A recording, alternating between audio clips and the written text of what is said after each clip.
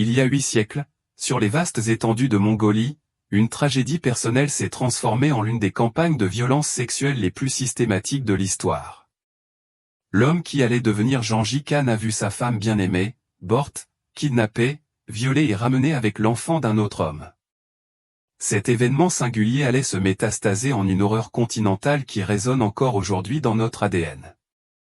Ce qui n'était au départ que la honte d'un homme devint l'arme d'un empire, transformant le viol, acte chaotique, en un outil de génocide calculé. Les conquêtes mongoles ne se résumaient pas à une simple question de territoire ou de trésor. Elles visaient à anéantir des peuples entiers par le ventre de leurs femmes. Ce récit de barbarie ancienne n'est pas confiné aux livres d'histoire.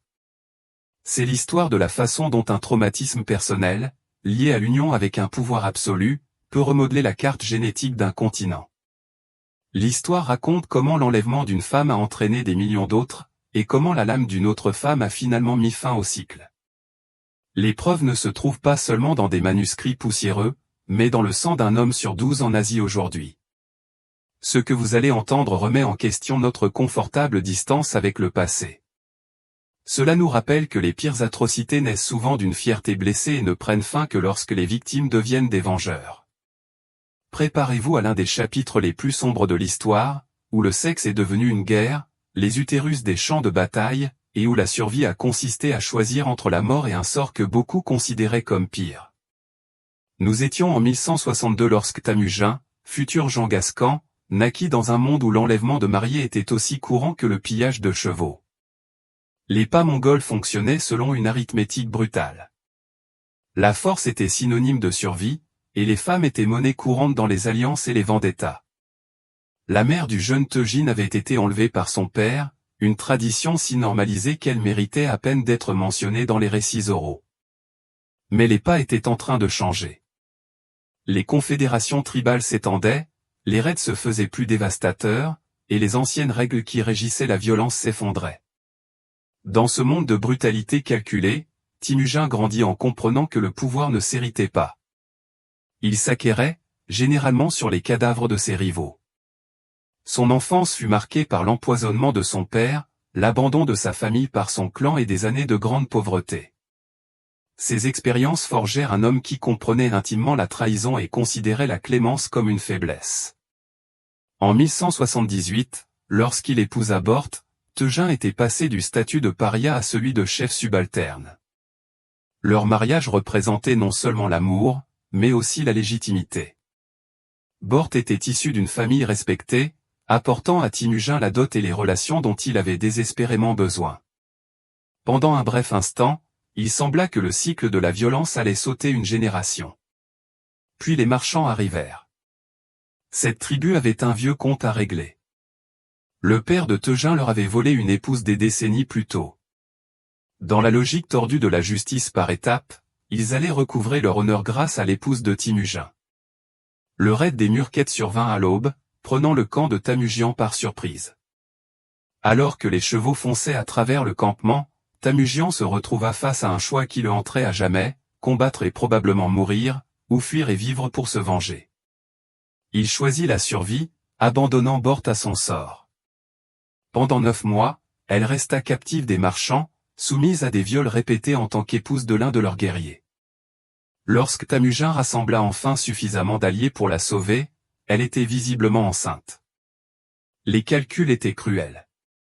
L'enfant ne pouvait pas être de lui.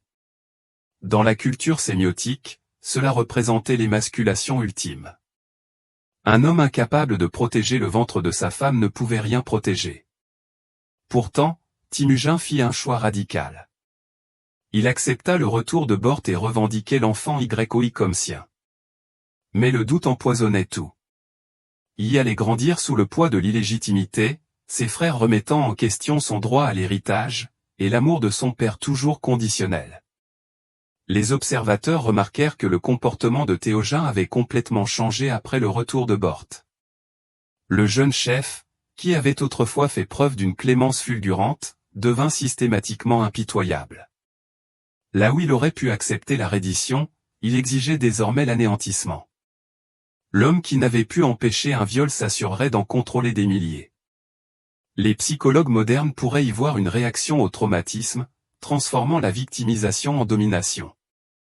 Mais pour les millions de personnes qui allaient souffrir des violences sexuelles mongoles, la psychologie importait moins que les conséquences. Tejin avait appris que dans un monde de prédateurs, la seule sécurité résidait dans le fait de devenir le monstre suprême. Gengis Khan n'utilisait pas simplement le viol comme une arme. Il l'industrialisait. Après chaque conquête, les commandants mongols procédaient à ce qu'ils appelaient le tri. Les femmes étaient alignées, examinées comme du bétail et classées selon leur beauté, leur âge et leur virginité. Les plus belles devenaient la propriété personnelle de Kha-Chen et de ses généraux. Les autres étaient répartis entre les soldats selon leur grade, les guerriers ordinaires recevant des parts en fonction de leur performance au combat. Il ne s'agissait pas d'une brutalité aléatoire, mais d'un système réglementé. Les femmes étaient alignées, examinées comme du bétail et classées selon leur beauté, leur âge et leur virginité. Les plus belles devenaient la propriété personnelle de Kha-Chen et de ses généraux. Les autres étaient répartis entre les soldats selon leur grade, les guerriers ordinaires recevant des parts en fonction de leur performance au combat. Il ne s'agissait pas d'une brutalité aléatoire, mais d'un système réglementé. Les codes juridiques mongols spécifiaient le nombre de femmes que chaque rang pouvait revendiquer, leur répartition et les sanctions en cas de dépassement de la part attribuée. Les scribes tenaient des registres indiquant quelles femmes étaient affectées à quelles unités, créant ainsi une bureaucratie de l'esclavage sexuel qui s'étendait sur plusieurs continents. L'efficacité était effrayante. Après la conquête d'une ville, des unités spécialisées rassemblaient les femmes tandis que d'autres exécutaient les hommes. Ils développèrent des techniques d'évaluation rapide, vérifiant l'âge des dents, la noblesse des mains et la virginité des hauts dignitaires. Les femmes étaient marquées au fer rouge ou à l'encre indiquant leur destination. Des systèmes de transport furent mis en place pour acheminer les marchandises humaines à travers l'Empire, avec des relais où les femmes pouvaient être traitées et redistribuées. Acheminer les marchandises humaines à travers l'Empire, avec des relais où les femmes pouvaient être traitées et redistribuées. Les Mongols créèrent ce que les historiens appellent des bataillons de réconfort, des maisons closes mobiles qui suivaient les armées. Il ne s'agissait pas d'arrangements improvisés, mais d'opérations logistiques planifiées, les intendants calculant le nombre de femmes nécessaires pour maintenir le moral des soldats. Les médecins inspectaient les femmes pour déceler les maladies, les cuisiniers préparaient leurs rations et les gardes empêchaient les évasions. La violence sexuelle s'est transformée en infrastructure militaire. Au sein de ces camps mobiles, des hiérarchies ont émergé, reflétant l'obsession mongole pour l'ordre. Les femmes issues de familles nobles devenaient souvent les épouses d'officiers, gérant des foyers comptant des dizaines d'autres femmes capturées. Certaines apprirent à naviguer dans cet horrible système, obtenant de modestes privilèges en devenant intermédiaires entre captives. Les camps fonctionnaient avec une efficacité déconcertante. Les femmes se voyaient attribuer un numéro, et non un nom. Leur journée était rythmée par le service aux soldats. Des quotas étaient parfois imposés, les femmes étant tenues d'accueillir un certain nombre d'hommes chaque jour. Celles qui résistaient s'exposaient à des châtiments allant de la famine à la mutilation. La grossesse était à la fois une malédiction et un sursis potentiel. Les femmes enceintes étant parfois mises à l'écart jusqu'après l'accouchement, les Mongols comprirent que briser le moral exigeait plus que la violence physique. Ils forçaient les femmes à participer à leur propre dégradation, les obligeant à préparer les repas de leurs violeurs, à raccommoder leurs vêtements, et même à chanter des chants de leur pays d'origine pour se divertir. La torture psychologique accompagnait la torture physique, destinée à effacer non seulement la résistance, mais aussi l'identité elle-même. S'échapper était quasiment impossible. Les camps étaient situés loin des territoires conquis, entourés d'interminables marches. Les femmes qui fuyaient risquaient la mort par exposition au froid si elles n'étaient pas capturées au préalable. Les Mongols libéraient parfois une femme évadée après l'avoir torturée, la renvoyant en guise d'avertissement. Les gardes étaient incités à empêcher les évasions. Ils pouvaient revendiquer toute femme reprise comme propriété personnelle. Pourtant, une résistance subsistait, même modeste. Les femmes partageaient des herbes qui empêchaient les grossesses ou provoquaient des fausses couches. Elles s'apprenaient mutuellement des phrases en mongol susceptibles d'améliorer légèrement leur traitement. Certaines formaient des réseaux de protection avec des femmes plus fortes qui tentaient de protéger les plus jeunes. Ces petits actes de défiance ont permis à l'humanité de survivre dans des conditions déshumanisantes. Les Tatars ont été les premiers à comprendre ce que signifiait l'anéantissement systématique. Après avoir conquis leur territoire, Jean Gascan a ordonné l'exécution de tout homme tatar plus grand qu'une roue de chariot. Une taille qui incluait des garçons dès l'âge de 5 ans. Les femmes et les filles furent réparties parmi les soldats mongols avec des instructions précises. Elles devaient donner naissance à des enfants mongols. En une génération, la lignée tatare ne subsisterait plus que par descendance féminine. Ce fut le modèle de ce que les historiens appelèrent le génocide génétique. Les Mongols comprirent que tuer des hommes n'était que la moitié de l'équation. Pour véritablement anéantir un peuple, il fallait contrôler l'utérus de ces femmes. Ils élaborèrent des protocoles précis pour ce processus horrible. Après avoir tué les hommes, les femmes étaient immédiatement séparées des enfants, trop jeunes pour se souvenir de leur culture. Ces enfants furent élevés comme des Mongols, tandis que leurs mères étaient distribuées pour la reproduction. Le royaume Tengu subit un traitement similaire, mais avec une cruauté raffinée. Ici, les Mongols expérimentèrent la castration de certains hommes, les forçant à assister à la fécondation systématique de leurs femmes et de leurs filles par les soldats mongols. Cette torture psychologique était délibérée, détruisant non seulement les lignées, mais aussi la volonté de résistance. Les familles nobles faisaient l'objet d'une surveillance particulière. Les commandants mongols violaient publiquement des princesses et des femmes aristocratiques, parfois devant une foule rassemblée. Cela avait un double objectif, humilier l'élite conquise et démontrer qu'aucun statut ne pouvait protéger du pouvoir mongol. Les filles de rois devinrent des servantes. Leur sang royal n'avait aucune valeur, si ce n'est comme trophée. Leur nombre défie l'entendement. Lors de la conquête de MV par les Mongols, les historiens rapportent que chaque soldat se voyait assigner 300 à 400 femmes à violer et à tuer. À Nishapur, le ratio était encore plus élevé. Il ne s'agissait pas d'exagération, mais de quotas réels consignés par des scribes mongols qui suivent la répartition du butin humain avec autant de minutie qu'ils comptaient les flèches ou les chevaux. Les villes qui se rendaient étaient confrontées à une horreur différente, mais non moins systématique. Ici, les Mongols exigeaient un tribut de femmes, généralement les filles des familles dirigeantes. Ces femmes étaient censées être honorées comme des cadeaux au Kaachen. Mais tout le monde comprenait la réalité. Les villes qui ne parvenaient pas à atteindre leur quota de femmes étaient menacées de destruction complète, créant un système d'incitation qui forçait les communautés à participer à leurs propres violations. L'infrastructure nécessaire au traitement de ces effectifs nécessitait de l'innovation. Les Mongols établirent ce qu'ils appelaient des centres de sélection à l'extérieur des villes conquises.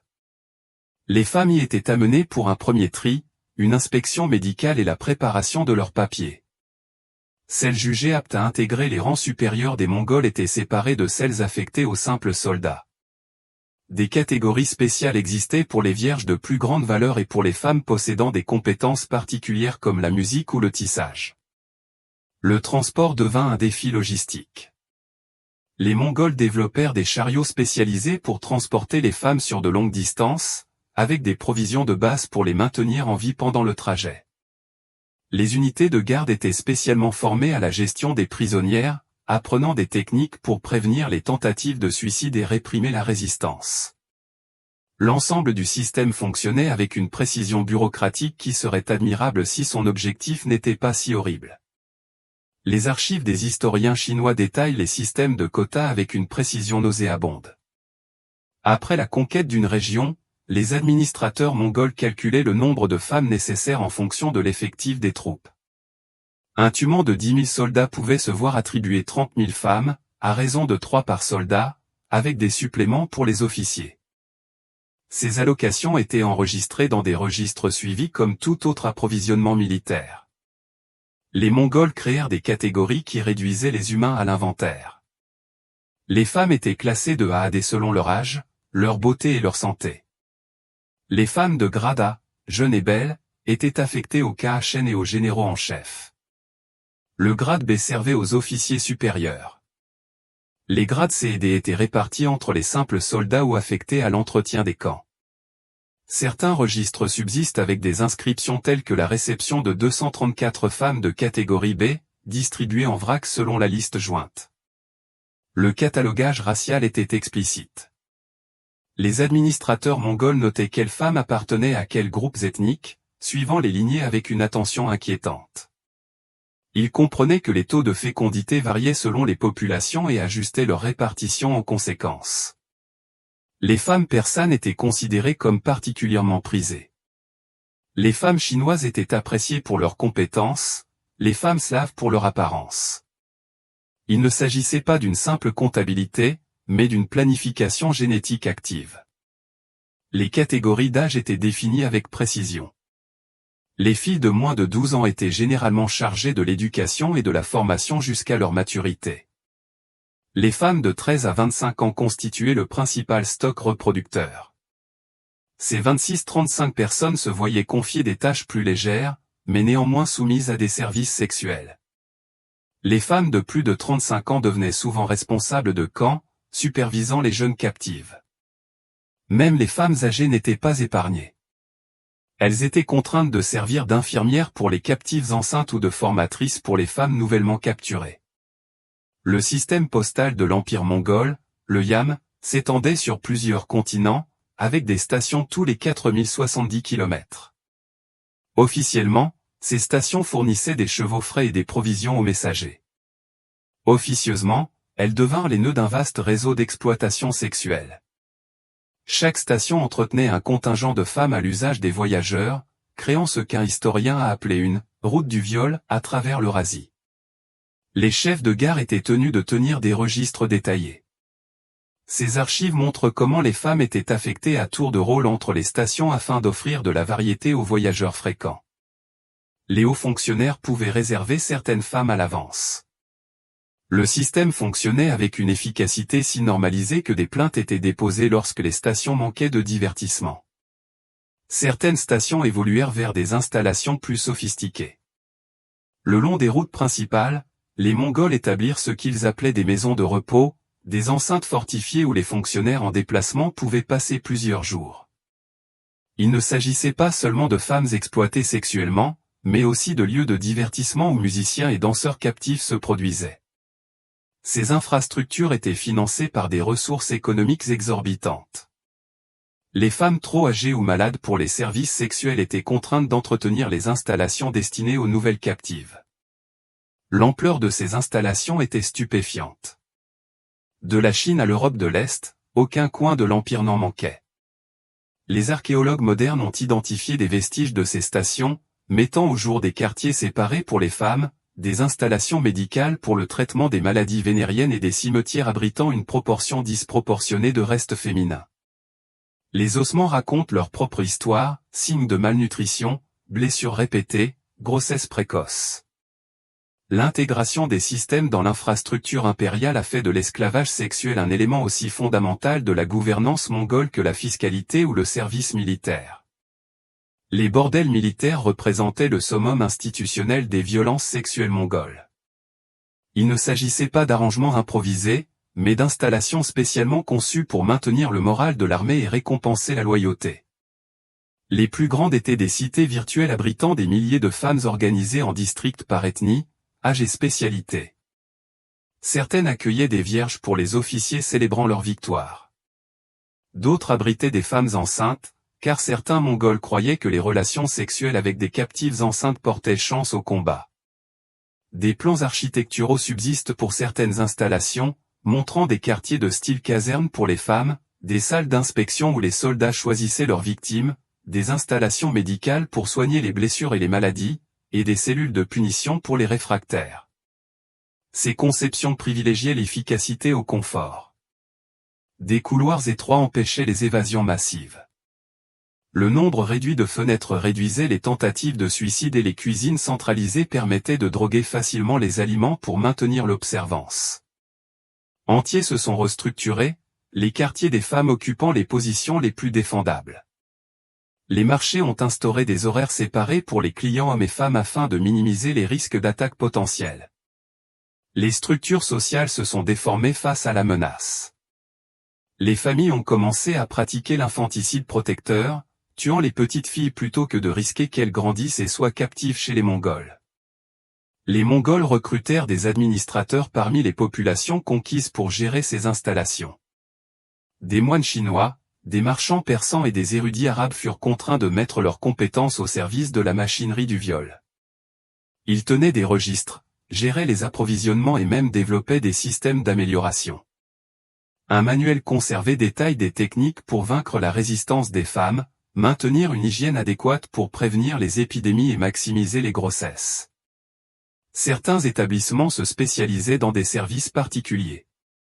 À proximité des camps d'entraînement, un bordel se consacrait à l'éducation des jeunes soldats. Près des hôpitaux, elle fournissait des femmes formées aux soins médicaux de base, capables de soigner les soldats blessés. Cette spécialisation révélait à quel point la violence sexuelle était intégrée à tous les aspects de la vie militaire mongole. Le traumatisme infligé par ces violences a façonné des civilisations entières. En Chine, la pratique des pieds bandés s'est intensifiée, notamment parce que les familles cherchaient à limiter la mobilité de leurs filles et donc à réduire le risque d'être enlevées lors des raids. L'architecture a évolué. Les maisons étaient construites avec des chambres secrètes où les femmes pouvaient se cacher. Les coutumes matrimoniales évoluèrent pour inclure les mariages précoces, les familles croyant que les femmes mariées pourraient être légèrement mieux traitées si elles étaient capturées. Dans le monde islamique, la pratique du purat s'intensifia. Les femmes ayant mené une vie relativement publique se retirèrent derrière des murs et des voiles. Le hijab est passé de symbole de statut à bouclier contre l'identification. Des quartiers. Ceux qui gardaient leurs filles se balafraient souvent le visage pour réduire leur valeur aux yeux des pillards. Les belles femmes étaient considérées comme maudites plutôt que bénies. Les négociations de mariage incluaient des clauses sur ce qui arriverait si la mariée était enlevée. Les accords de divorce anticipés en cas de viol devinrent la norme. L'impact psychologique se transmettait de génération en génération. Les mères ayant survécu à la captivité mongole ne parvenaient souvent pas à créer de lien avec leurs enfants nés d'un viol. Ces enfants grandissaient marqués par leurs origines, rejetés par la culture de leur mère comme de leur père.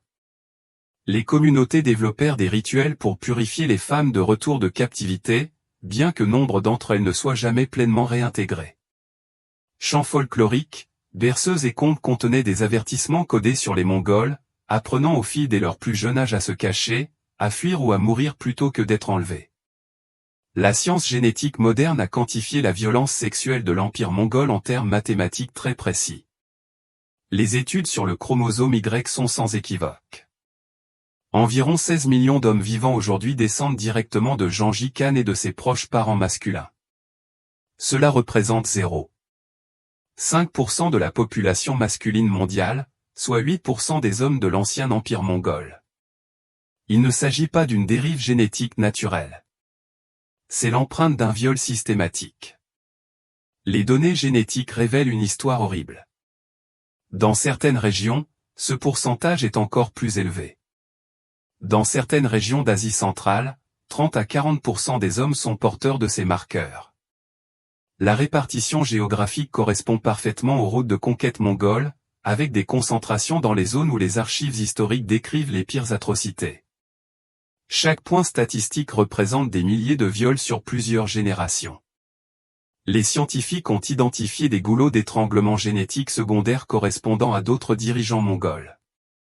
Les frères et fils de Gengis Khan ont laissé leurs propres cicatrices génétiques, créant un schéma ramifié de traumatismes inscrits dans l'ADN. Les données suggèrent que dans certaines populations conquises, pratiquement toutes les femmes en âge de procréer ont été enceintes de soldats mongols.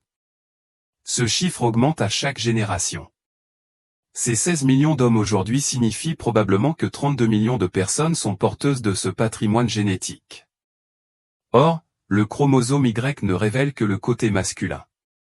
L'ampleur de l'impact génétique, y compris la descendance féminine, est impossible à calculer, mais elle double ou triple certainement ces chiffres. On parle de centaines de millions de personnes dont l'ascendance inclut le viol mongol. Les données scientifiques ont suscité des débats difficiles dans les régions touchées. En Mongolie, Genghis Khan demeure un héros national. Son image figure sur la monnaie et son nom figure à l'aéroport. Mais à travers l'Asie, des millions de personnes portent dans leurs cellules la preuve que leurs ancêtres ont été ces victimes. Comment concilier la fierté de leurs ancêtres avec la connaissance de leurs origines? Le paradoxe dépasse la Mongolie. Au Kazakhstan, certains célèbrent leur héritage mongol partiel comme preuve d'une ascendance guerrière, tandis que d'autres le voient comme une cicatrice génétique. Les généalogies familiales qui retraçaient autrefois de fières lignées révèlent aujourd'hui des vérités dérangeantes. Les sociétés de tests ADN ont dû développer un langage délicat pour révéler ces liens, reconnaissant que ce qu'elles identifient représente souvent un traumatisme historique plutôt que des relations consensuelles. Les preuves génétiques ont également révélé des tendances que les historiens avaient manquées. Certaines régions présentent un impact génétique mongol étonnamment faible, malgré les traces historiques de conquête. Cela suggère soit une résistance victorieuse, soit une annihilation complète, sans aucun survivant, soit peut-être que certaines armées mongoles comprenaient des soldats non mongols ayant laissé des marqueurs génétiques différents. À l'inverse, les zones où les archives historiques sont rares présentent un impact génétique élevé, révélant des atrocités oubliées. Les généticiens médicaux qui étudient ces populations ont découvert d'autres traces de la conquête mongole. Certaines maladies génétiques apparaissent plus fréquemment le long des routes de conquête, suggérant des effets de goulot d'étranglement liés à la décimation des populations. Certaines populations. Les archives historiques la décrivent comme belle mais réservée, parlant peu et mangeant encore moins. Les domestiques remarquaient son étrange habitude de toucher constamment ses cheveux, qu'elle coiffait selon des coiffures élaborées qui nécessitaient des heures de préparation. Ce qu'ils ignoraient, c'est qu'elle testait la finesse des épingles à cheveux en jade dissimulées dans ses boucles. Pendant 3 ans, Gerbal subit ce que des milliers de femmes ont subi, des viols réguliers déguisés en concubinage. Mais contrairement à la plupart, elle avait été élevée dans une culture guerrière qui enseignait aux femmes l'autodéfense. Son père avait insisté pour que ses filles apprennent le maniement de l'épée en plus de la broderie. Dans la maison du Kaachen, elle observait, attendait et planifiait. Elle étudiait ses habitudes, notait quand le vin le rendait imprudent, observait quel garde devenait paresseux pendant les tempêtes. La nuit du 25 août 1227 apporta la convergence tant attendue. Un violent orage s'abattit sur le camp mongol, forçant les gardes à se mettre à l'abri. Le Kaachen avait beaucoup bu, célébrant une nouvelle victoire. Il convoqua Gerbal à son jure, comme il l'avait fait des centaines de fois auparavant, mais cette fois, elle avait tissé du métal tranchant comme un rasoir dans ses ornements de cheveux, testé sur de la soie pour s'assurer qu'il pouvait trancher le tissu et la chair. Présente une diversité génétique réduite, ce qui concorde avec le fait que la plupart des mâles sont tués et que les femelles se reproduisent avec un nombre limité d'hommes mongols. Les données confirment ce que les survivants ont toujours su, il ne s'agissait pas de violence arbitraire, mais d'un impérialisme génétique systématique.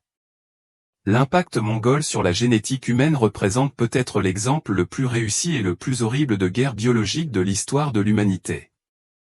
Aucun autre empire n'a laissé de traces génétiques aussi évidentes de ces crimes. Les Romains ont conquis davantage de territoires. L'Empire britannique a perduré plus longtemps, mais aucun des deux n'a fondamentalement modifié la composition génétique de continents entiers. Les Mongols y sont parvenus par le biais du viol. Chaque étude génétique publiée apporte des précisions sur ce sombre tableau, confirmant par la biologie moléculaire ce que les historiens ont reconstitué à partir de témoignages traumatisés. La princesse Tangut Gerbal entra dans la maison de Gengis Khan en 1226, grâce aux tribus du royaume capitulé de son père. Les récits divergent sur les détails exacts, mais tous s'accordent sur le résultat. Alors que le Kaachen la rejoignait, Gerbal frappa. La lame s'enfonça entre ses jambes, sectionnant les organes qu'il avait utilisés comme arme contre tant de personnes. Son cri se perdit dans le tonnerre tandis qu'elle tournait la lame, garantissant un maximum de dégâts. Le sang imbibait les coussins de soie tandis que l'homme qui avait terrorisé des continents découvrait ce qu'une femme sans défense pouvait accomplir. À l'aube, les gardes trouvèrent le Kaachen presque moribond, Gerbal assise calmement à ses côtés. Elle ne chercha ni à s'échapper ni à nier ses actes. Interrogée sur les raisons de son geste, elle aurait répondu « Il a pris mon corps pendant 3 ans. J'ai pris sa virilité en 3 secondes. Le marché semble équitable. » Les gardes la tuèrent sur le champ, jetant son corps aux chiens, Mais son dernier acte déclencha une crise. Comment l'invincible Kaachen a-t-il pu mourir de la main d'une femme? Les histoires officielles furent immédiatement édulcorées. Des scribes écrivirent que le Kaachen était mort des suites de blessures causées par une chute de cheval. D'autres affirmèrent qu'il était mort de maladie ou de blessures de guerre. Les dirigeants mongols comprirent que reconnaître la vérité briserait le mythe de l'invincibilité mongole. Si une femme avait pu tuer le Kaachen, que feraient des milliers d'autres? Elles l'enterrèrent en secret, tuèrent tous les témoins et inventèrent un récit de mort héroïque. Mais la vérité a son propre élan. Les servantes chuchotaient à d'autres servantes.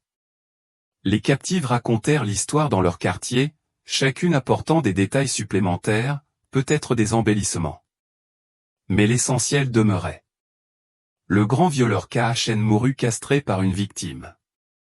L'histoire se répandit dans les réseaux de captivité plus vite que les démentis officiels ne purent la contenir. Elle parvint jusqu'aux femmes des maisons closes, de Chine à Perse.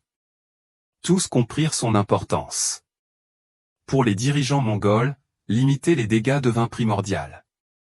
Ils instaura de nouveaux protocoles de sécurité. Les concubines seraient fouillées minutieusement, les épingles à cheveux interdites, l'accès au Kaachen restreint. Mais le mal psychologique était fait. Chaque commandant mongol se demandait désormais si le plaisir de ce soir n'entraînerait pas la mort de demain. Certains devinrent paranoïaques, exécutant des femmes pour des menaces imaginaires. D'autres devinrent plus brutaux, comme si la violence pouvait restaurer leur sentiment d'invulnérabilité. La peur que Gerbal instillait lui survécut des décennies. L'impact se fit sentir sur l'ensemble du système d'esclavage sexuel de l'Empire. Les femmes autrefois soumises à la domination commencèrent à manifester une défiance subtile. Les suicides augmentèrent.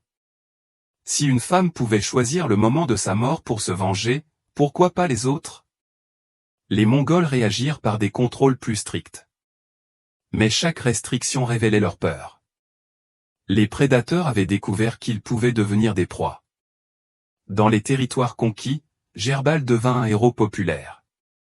Des chants étaient composés dans des langues que les Mongols ne comprenaient pas, célébrant la princesse de la tempête qui coupa l'arbre à sa racine.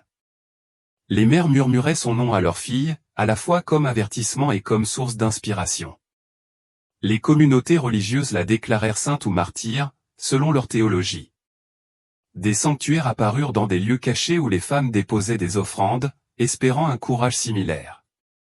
La réaction des Mongols fut prévisible. Ils traquèrent les compteurs, détruisirent les sanctuaires, exécutèrent quiconque était surpris à invoquer le nom de Gerbal. Mais la persécution ne fit qu'approfondir sa légende. Elle devint symbole et stratégie. Les femmes commencèrent à dissimuler des armes dans des coiffures élaborées. D'autres apprirent des points de pression capables de neutraliser les hommes. La leçon était claire. Même dans l'impuissance la plus totale, des moments d'action existaient pour ceux qui étaient prêts à mourir. Les historiens s'interrogent sur les motivations de Gerbal. Était-ce une vengeance planifiée ou une colère spontanée? Voulait-elle inspirer les autres ou simplement mettre fin à ses propres souffrances? Les questions importent moins que les conséquences.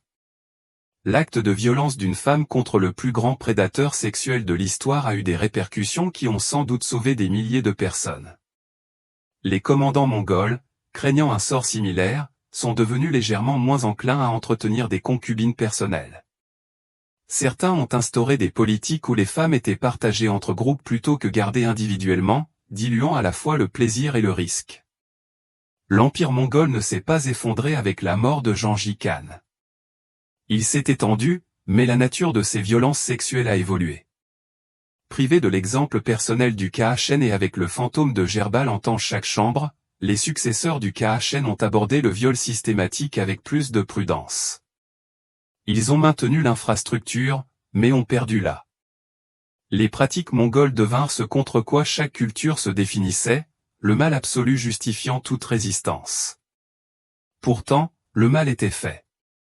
Des millions de personnes étaient nées de viols, créant des populations marquées à jamais par leurs origines. Des pratiques culturelles entières s'étaient déformées pour éviter la prédation mongole. Les cicatrices n'étaient pas seulement personnelles, mais civilisationnelles. L'héritage mongol soulève des questions délicates sur la façon dont nous commémorons les atrocités historiques.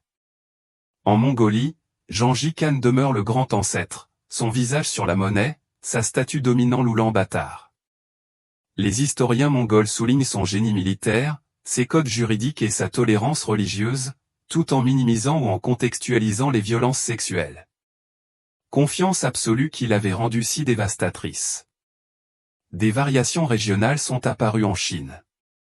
Kublai Khan a instauré des systèmes légèrement plus réglementés, peut-être influencés par les pratiques administratives chinoises ou simplement conscient que la brutalité totale entravait la gouvernance.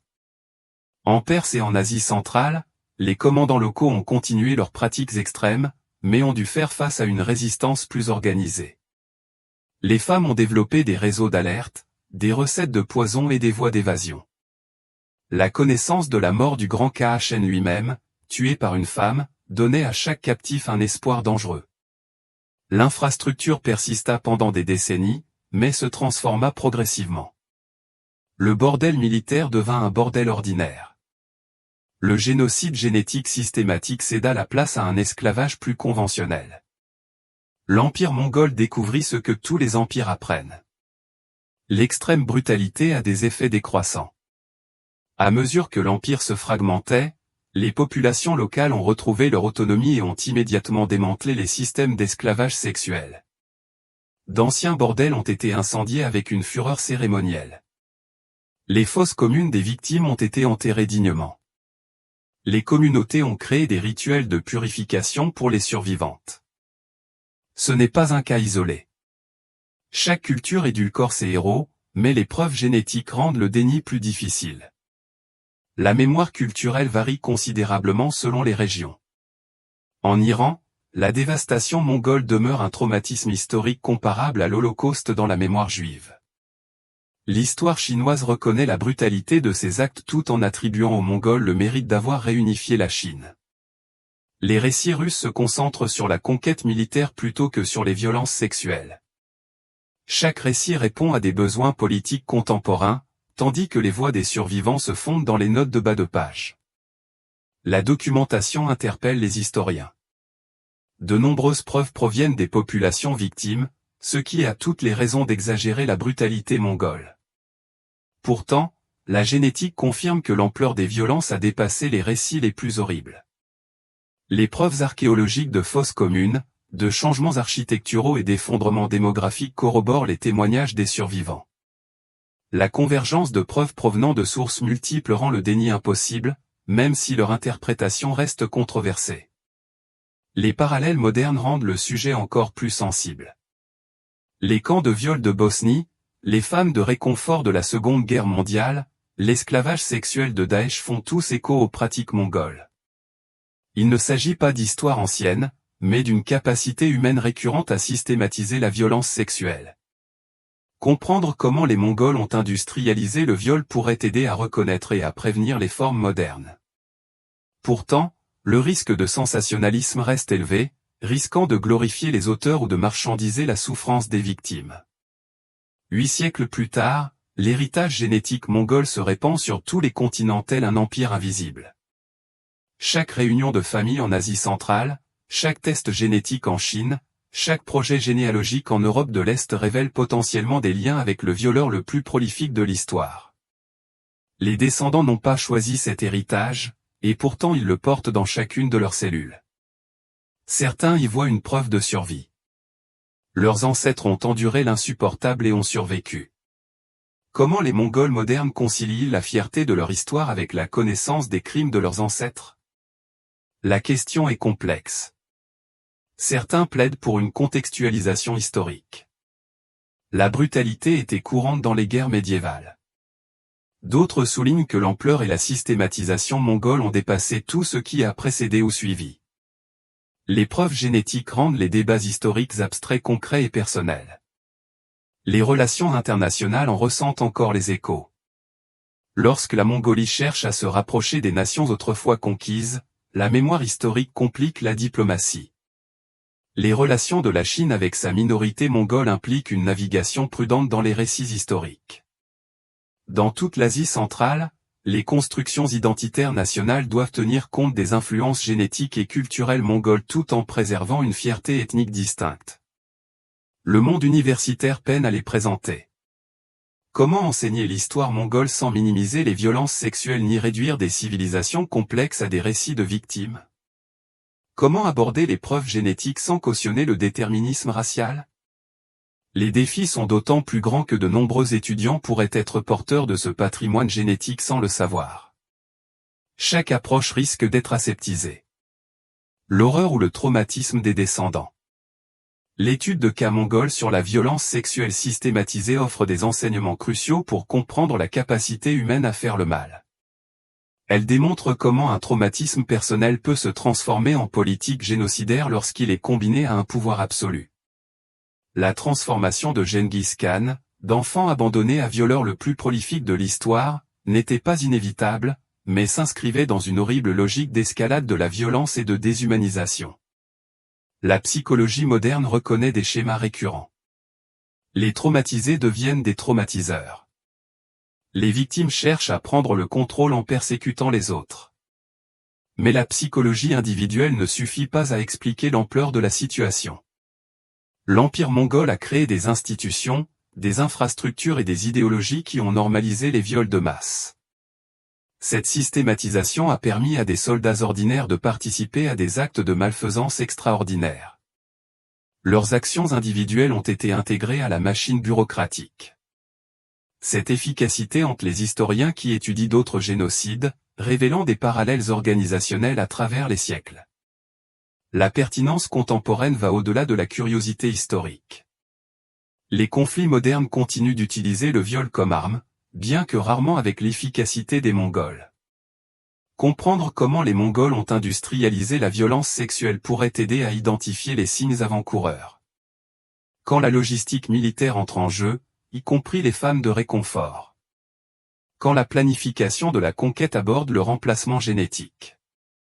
Leur héroïsme, dépourvu de récits dramatiques, a sans doute eu un impact cumulatif plus important. Ils ont fait en sorte que l'impérialisme génétique mongol échoue dans sa mission ultime. Les cultures conquises ont survécu, se sont adaptées et ont finalement chassé leurs oppresseurs. Les questions éthiques demeurent d'actualité. Comment honorer les victimes sans exploiter leurs souffrances? Comment tirer les leçons des atrocités historiques sans lorsque des bureaucraties se développent pour traiter les êtres humains comme des ressources sexuelles? Les signes apparaissent avant les atrocités si nous savons les décrypter. La technologie modifie les méthodes, mais pas les motivations. Là où les Mongols utilisaient des chevaux et des épées, les criminels modernes utilisent des camions et des fusils. Là où les Mongols conservaient des archives écrites, les esclavagistes modernes pourraient utiliser des bases de données cryptées. L'infrastructure du mal s'adapte à son époque tout en conservant ses caractéristiques fondamentales. Reconnaître ces schémas pourrait permettre une intervention plus précoce, même si la volonté politique tarde souvent à les reconnaître. La leçon la plus troublante concerne peut-être la complicité. Le système mongol nécessitait des milliers d'administrateurs, de gardes, de scribes et de fournisseurs. La plupart n'étaient pas des Mongols, mais des peuples conquis, contraints ou choisis de collaborer. La machine du viol collectif avait autant besoin de comptables que de soldats. Cette bureaucratisation du mal rappelle d'autres atrocités historiques, la dépendance de l'Holocauste aux planificateurs ferroviaires, le recours au Rwanda à des coordinateurs radio. Le mal s'étend à travers des individus ordinaires accomplissant des tâches spécialisées au sein de systèmes monstrueux. La résistance a pris des formes multiples, la plupart non documentées.